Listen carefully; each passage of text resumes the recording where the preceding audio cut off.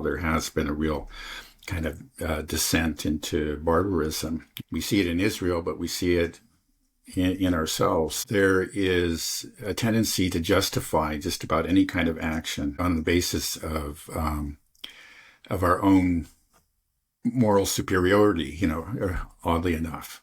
It's because we're the guys in the white hats, we're the good guys, that we have to act harshly. And that justifies our actions, even though quite clearly these actions in themselves, viewed, independent of the context of the actor and the perpetrator and the victim, they're really without justification. I guess in our case, it's not so much ethno-supremacism. In the case of Israelis, it is an ethno-supremacism, but it is this kind of supremacism. It's a sense that, again, we're the unique nation, the moral nation, the exceptional nation. And because we are, we have a license to kill. That's actually what happens. So there's just not, if we killed, we did it because, we had to punish the evil ones and reinforce our own power. And yeah, that it really becomes a license to commit all kinds of atrocities. You can just point to some very recently. Actually, there was to show the decline. This is in the case of Israel. I read an article recently by Gideon Levy, and he pointed out the fact that back in the 1990s, I believe it was 1996, there was an Israeli operation, a military operation in southern Lebanon. And in that operation, some artillery shells were fired on I think it was a camp or a village, and resulted in the death of 102 civilians. And this created a huge outrage, and the end result was, the Israel denied it, but they clearly, were kind of put on the back foot by this. There was a great deal of criticism, both within and without Israel. And the end result is that they actually abandoned the operation and retreated.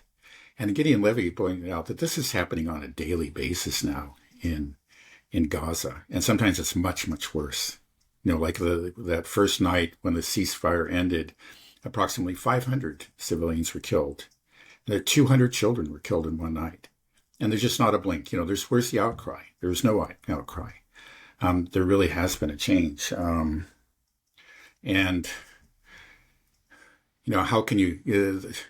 It's just a loss of compassion, a loss of empathy, and then also just a kind of an increasing sense of one's own superiority. It's just like, well, because we're that's unfortunate maybe to the extent that you even think about it, that these children had to die. But, it's just like we are civilization, and we must defend civilization. I think that's the thinking that was behind, for example, Madeleine Albright's statement about when she was asked about the 500,000 dead Iraqi children. He says, well, that's the price you have to pay, is what she said. And what is, for what? It was to defend Israel, to defend the West. And because, again, I think the underlying thought is that we are civilization and we must stand.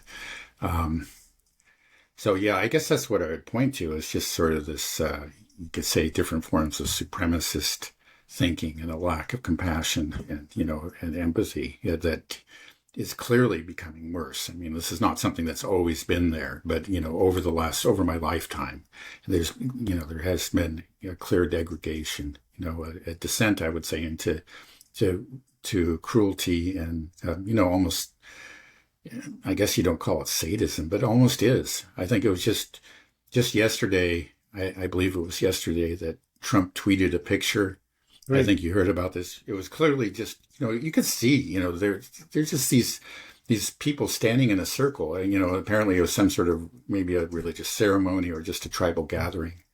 And then the missiles came down in the middle of them, and, who knows how many were killed right then and there. And he tweeted it, and, he seemed to imagine that these were all Houthis, but, what are they? They're planning a missile attack. It doesn't make any sense. It's just the sort of thing. And again, it's, some people comment on it, but it's barely commented on. It's just become common. What have we become? Right. Yeah. And the way that he tweeted it was just like, oops, you shouldn't have tried to attack. These guys won't be attacking U.S. naval vessels. Just like this, Right. oops, it's just the callousness and Yeah. flippancy of it. Just like Right. Right. It's whatever. We just making a joke of right, it. I and mean, also even if they're, I, even if they were, let's say, military commanders, it just doesn't seem like, I've seen that. I know that happens in war. And sometimes you see it like on the Russian side and the Ukrainian, but I don't like it. It's just like you are taking a life, and you may decide, especially when you're attacking, military officers or soldiers on the other side. It may be necessary, it may be justified, but it just doesn't seem like it should ever be an occasion for a joke, no right. matter what. Well, I mean, also just the idea you really think a bunch of top Houthi intelligence or officials or military guys are going to be standing in a big circle Yeah, in the middle of the open? Of yeah, course right. not. I mean, like this. Yeah, give me real evidence. Tell me exactly who they killed and their names, and prove that they are truly military operatives. I don't think they can do it because they're 99% sure they're all almost all civilians. It's awful. Yeah, it's but this idea of our supremacy, it's strange that it seems to be intensifying when we are becoming apparently less and less supreme. I mean, Right, definitely morally, but also militarily. But we're at, right. like you said, the Israelis themselves 20 years ago, and that the incident he said in Lebanon, how it causes up the stirring. But here, it's just we can just massacre children, and you see footage of. I think I saw the picture of a father holding the head of his toddler, just the head of his son, and cried like, what is going on?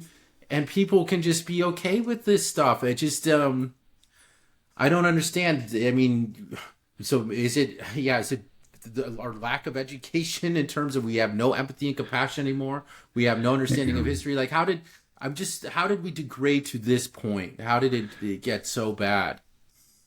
Yeah, well, it's a little hard to say, but um, you know, I think part of it is that sometimes war and this primitive tribalism can become kind of a substitute for real virtue and real morality. Um, I remember, like, back, when the Iraq War broke out, and it was back in 2003. Um, I remember having the thought, and I think there were a lot of people, maybe who looked at it I had very serious doubts about the war, but I was thinking, well, maybe this will be like it become some sort of moral cause, or it could be like through this vehicle of war, because in war, these people, uh, passions are stirred, and bonds between people are forged. We become united. Maybe we can become a better country, as a result of this. I think there's and especially for people, for people that maybe really don't have a moral compass. In a way, war provides them with that moral compass, but it's a false compass. Let's just put it, in the vast majority of cases. There's, and I think that's what's happened. It's just like, people who have like a very kind of weak moral understanding of the world, um, but do want to have a sense of belonging, actually gravitate towards wars. It's something that gives some meaning. I think there was maybe even a book on this. I can't remember, Quigley or something like that. But it's something that gives meaning to people's lives. And I remember kind of being vulnerable to that myself. I think it's actually a common human weakness when I was quite young. I And then think it young was, men, especially yeah, I mean, yeah, for but war. right, especially, but it does happen to all people, and especially men, but men of different ages, but I think especially young men. Um, so it becomes sort of, yeah, it's a sense that, okay, yeah, like, you see these people, these mercenaries going off to Ukraine. They have, very limited understanding of what's going on. But a lot of them, when you look at it, they were kind of drifting. They didn't have didn't really have a purpose in life. And this is something that gave them purpose. Now, in the end, they end up, they do evil, but there was this desire, to harness themselves to some sort of greater purpose, something with meaning, and so that weakness can be manipulated. And I think that's part of what's going on. It's just saying, if you have a society where, without any clear moral standards and, kind of a lot of chaos, a lot of broken families, sort of a general moral chaos, war can be very appealing. It can be like, oh yeah, this is what's meaningful. This is what I can do. And then, of course, the problem is when you sign up for it, you can actually become a party to real evil, and you can, as we're seeing, and you end up, because you want to believe in this cause so much, you plug your ears and you close your eyes to the horrible reality of what you or your ally is doing. So how do we solve this? That's a rough one. I mean, that's how do we? It sounds like we're trying to fix the soul of the West of America, specifically America. Like what? How can we? Now we need to find. It sounds like we need to find purpose. We need to learn empathy and compassion. We need to have a robust understanding of history. Those are the things that some of the things you mentioned, but easier said than done. Yeah, much easier said than done. Right.